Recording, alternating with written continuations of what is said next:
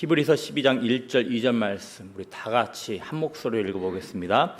이러므로 우리에게 구름같이 둘러싼 허다한 증인들이 있으니 모든 무거운 것과 얽매기 쉬운 죄를 벗어버리고 인내로써 우리 앞에 당한 경주를 하며 믿음의 주요 또 온전하게 하시는 이인 예수를 바라보자.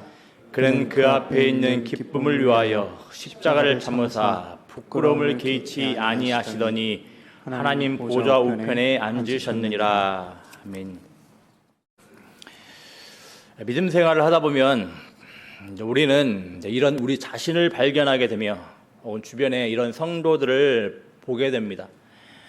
바로 모든 어려움들을 이겨낼 것처럼 보였던 신앙의 확신 등이 세상의 위협과 그리고 유혹과 회유 앞에 쪼그라져서 세상과 동화되며 타협하는 모습들을 보이는 겁니다. 히브리서는 바로 이런 교회를 위해, 교회를 향해 기록된 성경입니다.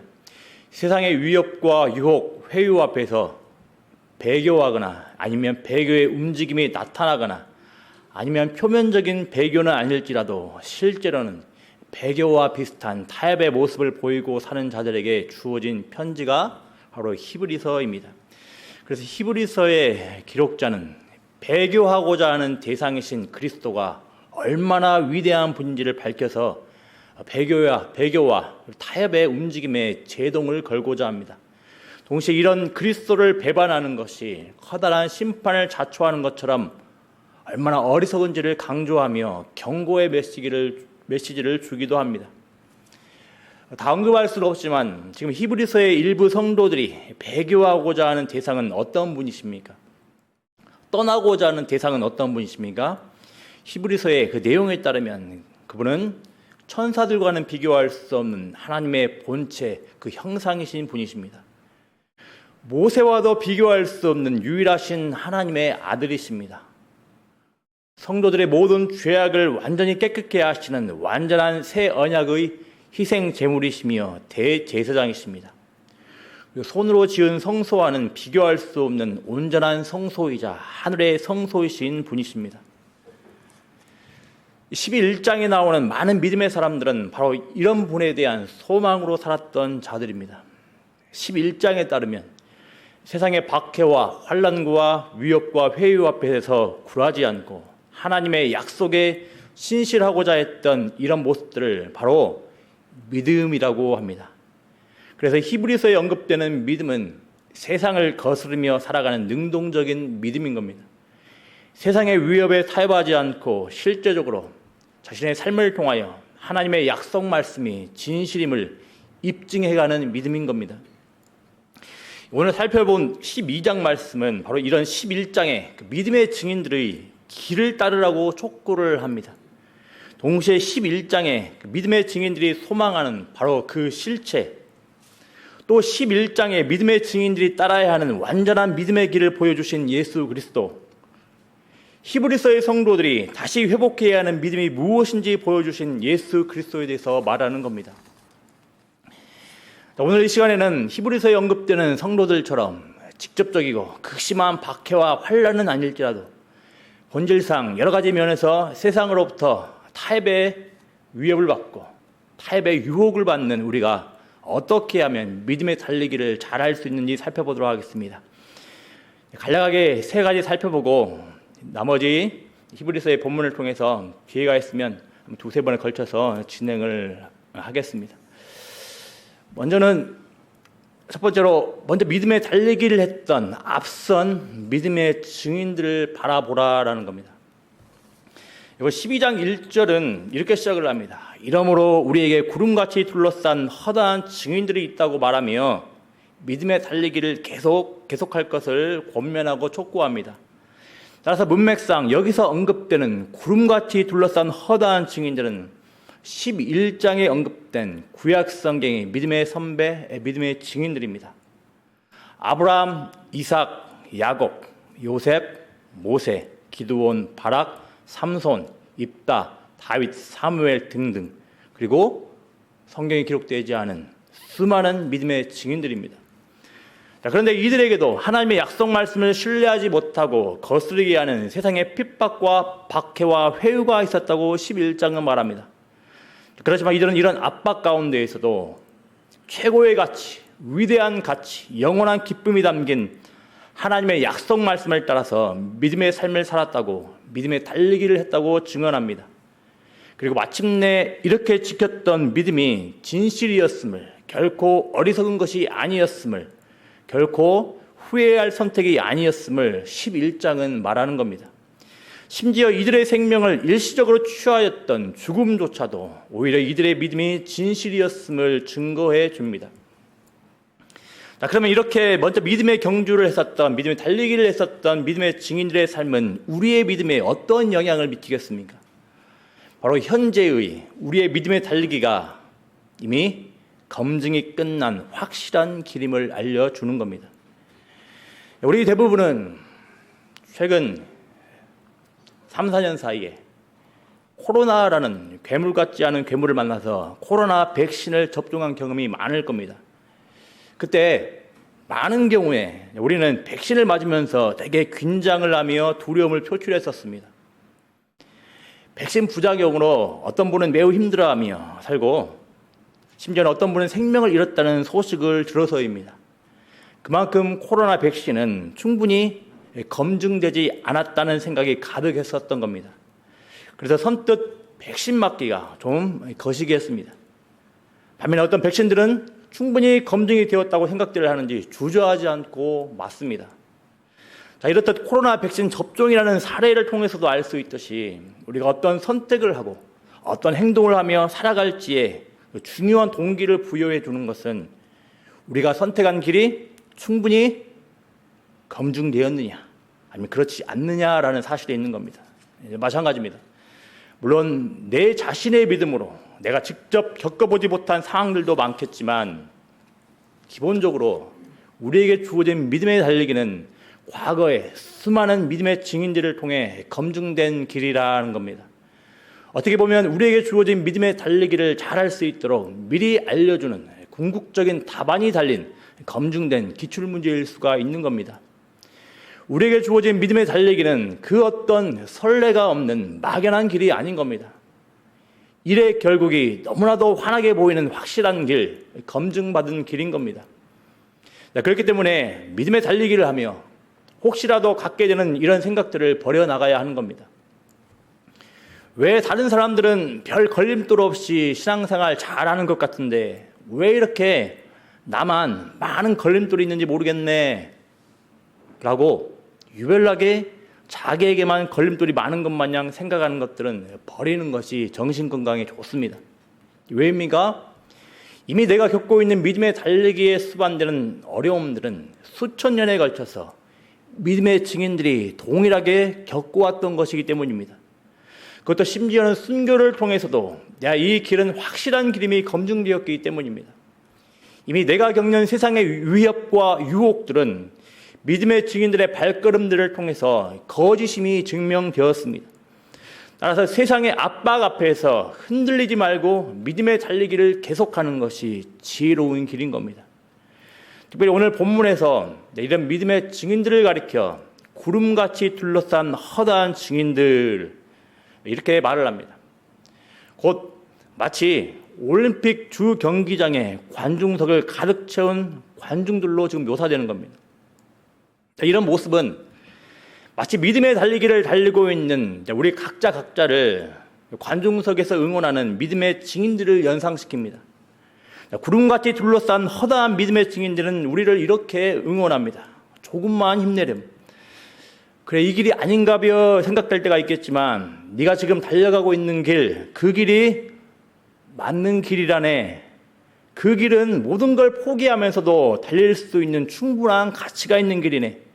그러니 다시 일어나서 그리고 다시 달려가렴. 어떻습니까? 그러면 이렇게 확실한 믿음의 증인들의 발자취를 목격한 우리는, 이렇게도 확실한 응원을 받는 우리들은 어떻게 해야 되겠습니까? 힘들어서 주저앉고 싶더라도 우리에게 주어진 믿음의 달리기가 무엇인지 곰곰이 생각해 봐야 하지 않겠습니까? 다시 일어나서 믿음의 달리기를 해야 하지 않겠습니까? 더군다나 본문에 나오는 구름같이 둘러싼 허다한 구약의 증인들은 메시아의 약속을 소망하며 살아갔지만 아직 실체는 보지 못한 채 그림자만 보고서 믿음의 달리기를 한 자들입니다. 그렇지만 나는 어떻습니까? 우리는 어떻습니까? 하나님의 영광의 광채이시며 그 본체의 형상이신 메시아의 실체 예수를 본 자들입니다. 예수와 영원히 연합된 자들입니다. 우리는 구약의 믿음의 증인들이 바라보았던 완전한 실체 대신 예수와 함께하며 믿음의 달리기를 하는 자들이라는 겁니다. 그래서 베드로전서 1장 10절부터 12절에서는 현재를 살아가는 우리를 향하여서 베드로는 이렇게 권면을 합니다. 우리 다 같이 베드로전서 1장 10절부터 12절 말씀 같이 읽어보도록 하겠습니다. 이 구원에 대하여는 너희에게 임할 은혜를 예언하던 선지자들이 연구하고 부지런히 살펴서 자기 속에 계신 그리스도의 영이 그 받으실 고난과 후에 받으실 영광을 미리 증언하여 누구를 또는 어떠한 때를 지시하시는지 상고하니라.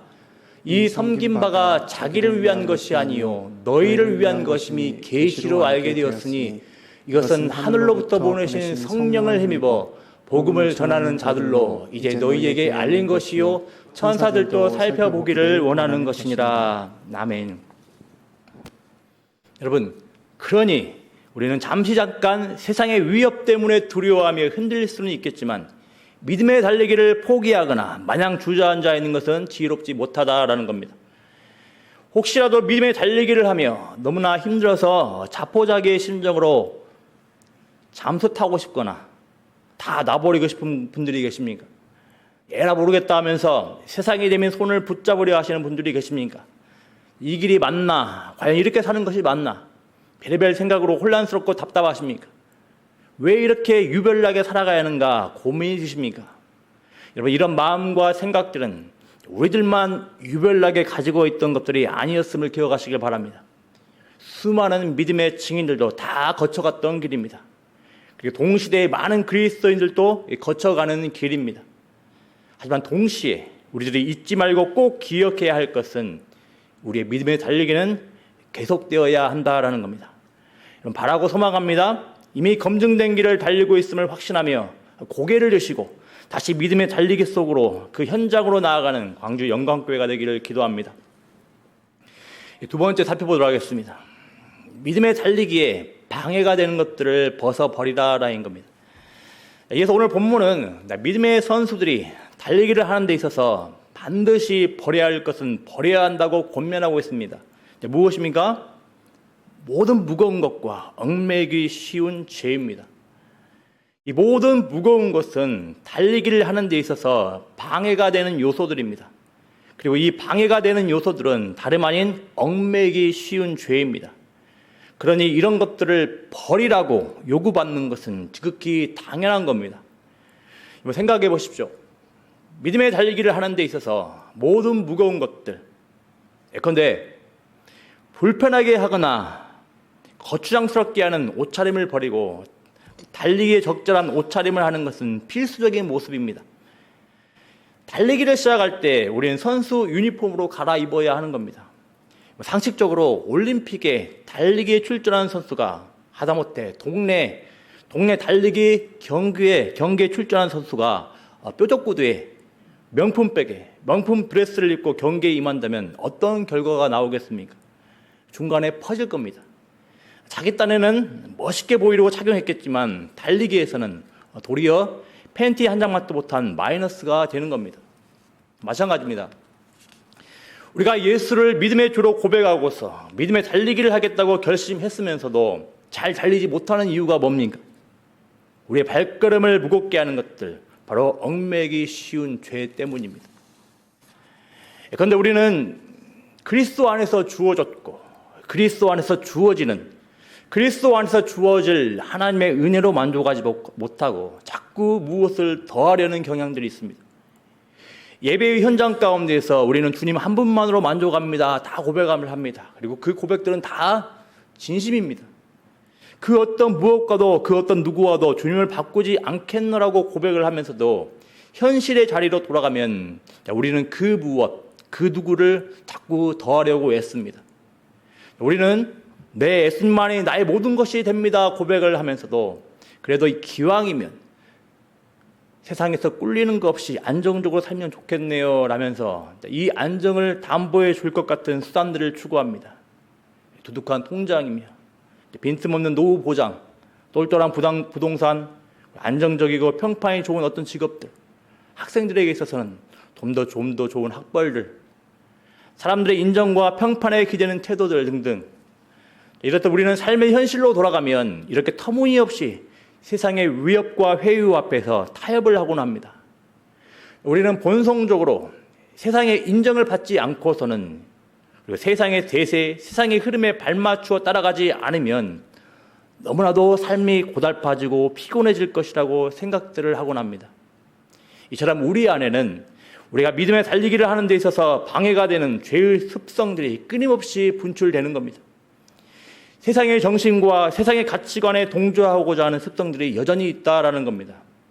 그래서 우리의 시선은, 우리의 발걸음은 늘 그 믿음의 달리기 현장 바깥으로 향하는 겁니다. 그래서 오늘 본문은 분명하게 뭐라고 이야기를 합니까? 모든 무거운 것과 얽매이기 쉬운 죄를 벗어버리라 라고 말을 합니다. 모든이라는 점에 주목하십시오. 이 모든이라는 단어는 교회에서의 공적 영역에서뿐만 아니라 우리의 은밀한 사생활의 영역까지도 다 아우릅니다. 죄가 가지 못하는 어떤 예외적인 영역은 없습니다. 우리 각자를 계속해서 넘어지게 하고 달리기를 잘 하지 못하도록 방해하는 특정 죄가 있습니다. 사소해 보일 수도 있지만 이 사소해 보이는 죄들로 인하여서 달리기를 잘 하지 못할 수가 있습니다. 평상시에는 괜찮아 보이다가 어떤 상황만 되면 못된 모습으로 나타나는 죄가 있습니다. 마찬가지로 이런 모습 또한 달리기를 잘하지 못하게 만드는 겁니다. 심지어는 마음속으로 은밀히 자신을 높이며 누군가를 무시하는 모습들 또한 눈에 잘 보이지 않는다 하더라도 달리기를 잘 하지 못하게 방해하는 겁니다. 어쩌다 제가 어제 우연히 보았던 축구 관련 이제 그 내용이 있는데 이 축구 관련 이야기를 간략하게 소개를 하고자 합니다. 저도 참 좋아했던 선수인데 이제 스웨덴의 거의 전설로 통하는 좀 이름이 좀 길고 어렵습니다. 이브라이모비치라는 프로축구 선수가 있습니다. 이 선수는 특유의 거칠고 직선적인 스타일로 적잖은 논란을 일으키는 선수이기도 합니다. 하지만 적어도 자기 관리에서만큼은 굉장히 모범적인 선수입니다. 이런 자기 관리를 보여주는 에피소드가 있어서 간략히 소개를 합니다. 이 선수가 39세 정도 되는 나이에 프로로 몸담고 있던 구단에 그 팀에 20세 정도의 한 선수가 임대로 들어왔습니다.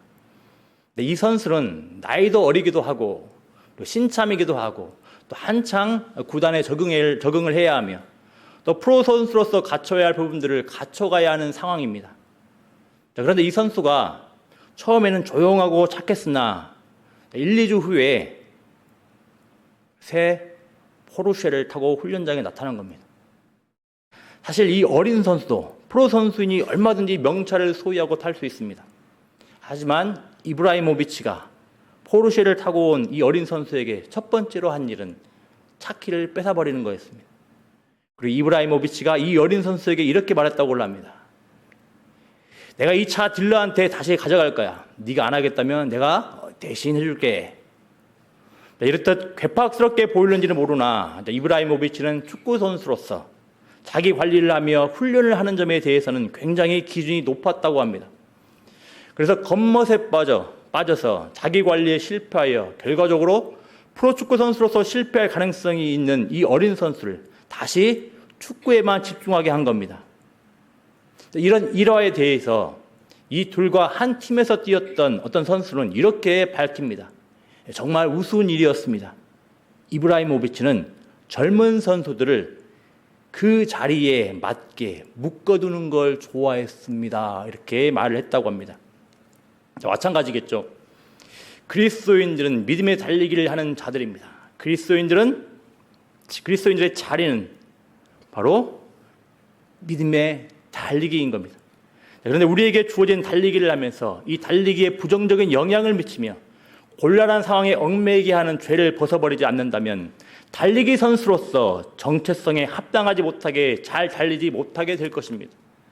마치 겉멋에 빠져 자기 관리와 훈련에 실패한 많은 선수들과 같이 될 겁니다. 달리기를 방해하는 죄에 대해 경각심을 가지고 적극적으로 대처해 가지 않는다면 우리는 많은 시간들을 허비하고 훗날 이 죄에 대해 그토록 안일했던 우리 자신에 대해서 후회할 겁니다. 여러분 꼭 부탁드립니다. 믿음의 달리기를 하는 데 있어서 방해가 되는 모든 무거운 것과 얽매이기 쉬운 죄를 벗어버리고 가벼운 옷차림, 간편한 옷차림, 단순한 마음가짐으로 경각심을 가지고 달리기를 하는 저와 성도님들 되기를 기도합니다. 이제 세 번째 마지막 살펴보도록 하겠습니다. 믿음의 달리기가 요구하는 경기 방식을 이해하라입니다. 믿음의 달리기에 앞서서 모든 무거운 것과 얽매이기 쉬운 죄를 벗어버리라고 권면한 본문 1절은 동시에 인내로서 우리 앞에 당한 경주를 하라고 권면합니다. 여기서의 이미지는 스피드가 중요한 단거리 달리기 방식이라기보다는 장거리 마라톤을 떠올리게 합니다. 따라서 1절에서는 장거리 마라톤에 필요한 바로 인내라는 특성을 언급을 하고 있는 겁니다. 여러분, 왜 이런 장거리 마라톤과 이 장거리 마라톤의 이미지와 그 인내를 언급을 하고 있습니까? 바로 믿음의 달리기는 일시적으로 보여지는 열정만으로 하는 게 아니라 시간이 필요하며 또 때로는 아픔이 필요라는 것임을 알려주기 위해서입니다. 히브리서에 언급되는 성도들은 한때는 주님을 향한 열정과 순수함으로 믿음 생활을 한 적이 있었을 겁니다. 하지만 어느 정도 세월이 흐른 후에 일부 성도들은 세상의 위협과 회유에 넘어가 버렸거나 지금 넘어가려고 하고 있습니다. 이런 움직임들을 고려하여서 히브리서는 특별히 믿음의 달리기를 인내로서 하라고 권면하는 겁니다. 혹자는 말합니다. 믿음 생활은 항상 기쁨이 넘치고 열정이 가득해야 한다고 말을 합니다. 물론 우리의 목표는 그런 방향이 되어야 합니다. 하지만 성경은 동시에 말을 합니다. 물론 기쁨이 넘치고 열정 가득한 모습도 믿음이지만 때로는 불안해 보일 수도 있지만 참고 버티는 것도 믿음이라고 말을 합니다. 다윗을 보십시오. 언약궤를 맞이했을 때 그 기쁨과 열정 넘치는 다윗의 모습과 시편에 수많은 탄원시와 회개를 하며 회복을 구하는 고백들을 비교해 보십시오. 성경은 항상 열정 넘치는 모습들만을 믿음이라고 말하지 않고 힘들지만 주님의 도움을 구하면서 버티는 것도 믿음이라고 말을 합니다. 따라서 믿음의 달리기를 하는 우리들은 항상 열정으로 충만한 믿음 생활을 소망해야겠지만 동시에 비록 소망이 없어 보이고 주변의 상황은 열악해 보이더라도 인내하며 믿음의 달리기를 할 수 있어야 하겠습니다. 여러분 혹시 마라톤은 아니어도 장거리 달리기를 경기장 밖에서 해본 적이 있으십니까? 저는 중학생, 고등학생 시절에 해본 적이 많습니다. 그런데 시골길이어서 그런지 달리기를 하는 데 있어서 코스가 녹록지 않았습니다. 제가 달렸던 길은 그냥 평평한 길, 완만한 길이 아니었고 꽤 가파른 오르막 내리막길도 있었고 급격한 커브길도 있었습니다. 또 어떤 길은 비포장입니다. 평평하고 완만한 길이야 거의 모든 선수들이 별로 레이스에 영향을 받지 않고 달려갑니다. 하지만 몇몇 선수들 빼고는 거의 모든 선수들이 가파른 오르막길에서는 힘들어합니다. 그래서 중간에 손이 허리에 가고 발걸음은 무거워져 달리기가 아니라 이제 걸음으로 바뀝니다. 하지만 너나 할 것 없이 포기하지는 않고 다들 어쨌든 완주를 하였습니다. 저도 뒤에서 세 번째지만 완주를 했습니다. 물론 이때는 등수가 주어졌습니다. 하지만 장거리에 달리기에 있어서 중요한 건 무엇보다도 완주입니다. 그래서 선생님들도 이 모든 선수들이 다 완주할 때까지 웬만하면 기다려줍니다. 마찬가지겠죠. 우리에게 주어진 믿음의 달리기를 할 때 우리는 항상 완만하거나 평평한 코스만 경험하지는 않습니다. 저마다 각자 많은 인생의 부침을 겪고 굴곡이 있기 마련입니다. 그래서 모든 성도들에게 인내가 필요한 법입니다. 그렇지만 이런 인내가 그저 저절로 자동적으로 생겨나는 것은 아닙니다. 훈련이 필요하며 시련이 필요하며 때로 실패도 필요합니다. 아까 제가 제 학창 시절에 달리기를 경험을 말씀드렸는데 이 장거리 달리기에서 뒤로 처지지 않고 거의 앞서서 달려가는 선수들이 있었는데 이 선수들의 공통점이 있습니다. 바로 이 선수들은 초등학생 저학년 시절부터 저희 때로는 국민학교 저학년 시절부터 10km 안팎의 거리를 등하교 때 도보로 이동하였던 친구들입니다. 안 믿기시는 모양인데 진짜입니다. 저는 다행히 학교가 있는 면 소재지에 살아서 이런 고생을 안 했지만 이 친구들은 저학년 때부터 이렇게 먼 거리를 도보로 이동을 하며 살았습니다. 그런데 바로 이 친구들이 장거리 달리기에서 잘 달리더라는 것입니다. 왜이겠습니까? 물론 이들의 입장에서는 걸어 다니는 것이 어른들이 생각하는 훈련은 아니었겠지만 어쨌든 어려서부터 이런 경험들을 통해 단련이 된 겁니다. 그래서 인내력, 지구력이 향상이 되었을 겁니다. 여러분, 믿음의 달리기에서 폭발적인 순발력이 필요로 하는 건 아닙니다. 근데 묵묵히 이 힘든 상황을 끝으로 여기지 않고 궁극적인 목적지가 있음을 알고 인내로서 달려가는 게 필요한 겁니다. 그리고 필시 이 인내는 기다림의 과정, 시간이라는 과정이 필요한 법입니다. 그리고 이 과정 가운데서 우리는 우리의 유익을 위하여서 공동체와 함께 경건의 훈련을 하기도 하며 그래서 인내라는 덕목을 갖추고 하기도 합니다. 하지만 많은 경우에 우리의 실수와 우리의 잘못으로 인해 숱한 아픔과 고통을 겪습니다. 그렇지만 하나님의 신적인 그 섭리에 따라 이런 아픔과 고통은 어느새 우리의 인내의 밑거름이 되기도 한다라는 겁니다. 그렇다면 우리는 분명하게 우리들 주변의 모든 환경과 상황 그리고 만남들, 세상에서 겪는 어려움들, 나를 힘들게 하거나 부담스럽게 하는 어떤 사람들, 이 모든 것이 하나님께서 우리의 인내를 만들어 가시는 과정이라고 고백할 수 있다라는 겁니다. 따라서 이런 모든 것은 의미 없는 것이 아닙니다. 문제는 이런 모든 것들을 하나님께서 우리를 다듬어 가시고자 하는 그 분명한 확신 위에 받아들이고 사느냐, 그렇지 않고 사느냐에 있는 겁니다. 여러분, 이렇듯 믿음의 달리기에 있어서 인내가 얼마나 중요한지 모릅니다.